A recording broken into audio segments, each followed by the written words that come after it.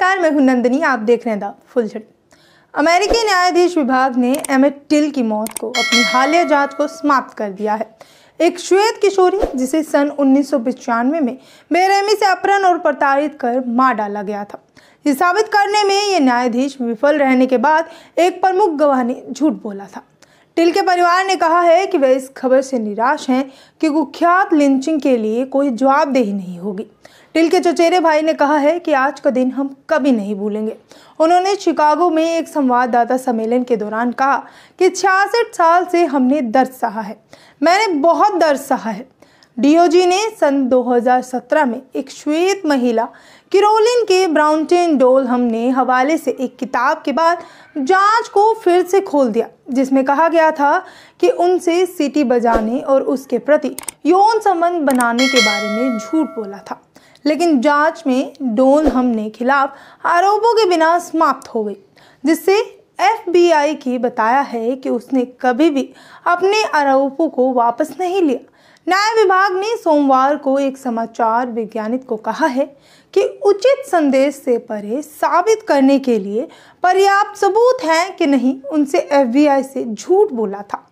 Till की मां द्वारा एक खुले ताबूत पर जोर देने और जेट पत्रिका द्वारा उनके क्रूर शरीर की तस्वीरें प्रकाशित करने के बाद ही हत्या ने नागरिक अधिकारों के आंदोलन को तेज कर दिया था। रिश्तेदारों ने सार्वजनिक रूप से इस बात से इनकार कर दिया है कि डोलहम, जो अपने 80 के दशक में है, ने टिल के बारे में अपने आरोपों को दोहराया।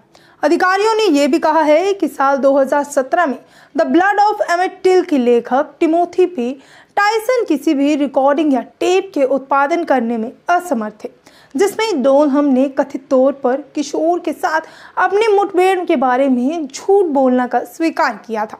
समाचार वैज्ञानिक में कहा गया है कि इस मामले को अभियोजन के बिना बंद करने में सरकार इस स्थिति को नहीं लेती है।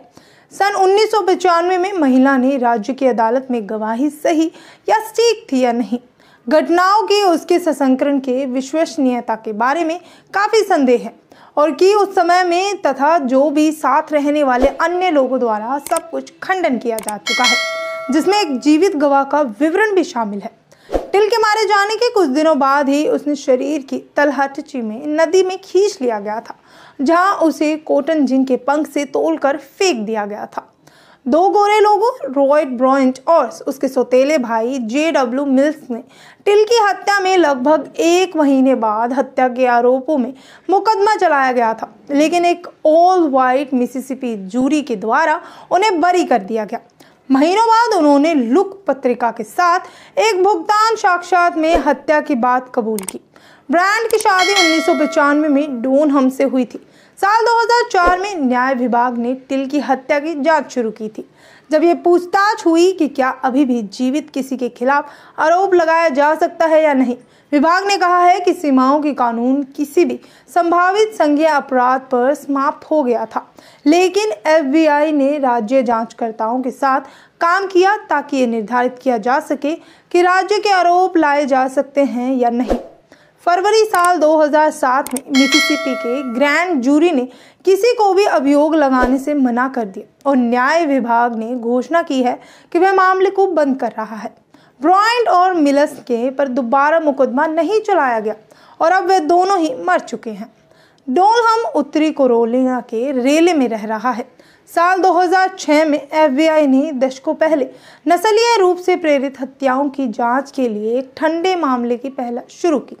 टिल के नाम पर एक संघीय कानून उन हत्याओं की समीक्षा की अनुमति देता है जिन्हें हल नहीं किया गया था और एक सजा के बिंदु पर मुकदमा चलाया गया था। Emmett Till unsolved civil right crime act के लिए न्याय विभाग को कांग्रेस को एक वार्षिक रिपोर्ट बनाने की आवश्यकता है।